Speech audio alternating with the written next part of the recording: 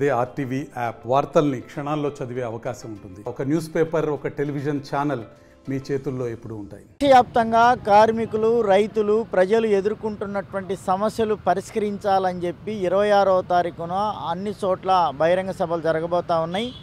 ఆ ర్యాలీని బహిరంగ సభను జయప్రదం చేయాలని చెప్పి ఈరోజు కడప కార్పొరేషన్ నుంచి Kotireddy circle, Apsara circle, doctor BR Ambedkar circle, Krishna circle, NTR circle వరకు వచ్చి స్కూటర్ ర్యాలీ ప్రారంభించి అక్కడ ముగించడం జరిగింది. ముఖ్యంగా బీజేపీ ప్రభుత్వం అధికారంలోకి వచ్చినామంటే కార్మిక చట్టాలన్నీ రద్దు చేసింది. 4 లేబర్ కోడ్లను కూడా తీసుకొచ్చి ఈరోజు కార్మిక వర్గం పైన దోపిడీ దారుణంగా ఈరోజు వెట్టి చాకిరీ చేయించుకునే ప్రయత్నం చేస్తూ ఉంది.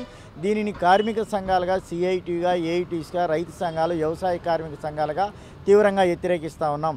ముఖ్యంగా కడప జిల్లాలో స్టీల్ ప్లాంట్ లేదు, విశాఖ స్టీల్ ప్లాంట్ ప్రైవేటీకరణ చేస్తూ ఉన్నారు.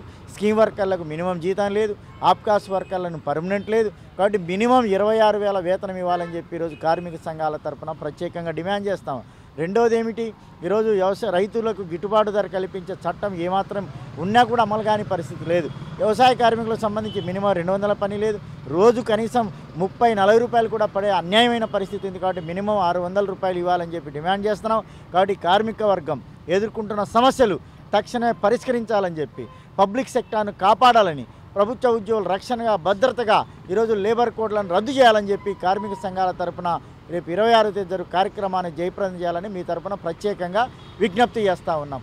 మరిన్ని వీడియోస్ కోసం ఛానల్ ని సబ్స్క్రైబ్ చేయండి. లేటెస్ట్ అప్డేట్స్ కోసం వాట్సాప్ ఛానల్ ని ఫాలో చేయండి. అండ్ లింక్ డిస్క్రిప్షన్ లో ఉంది.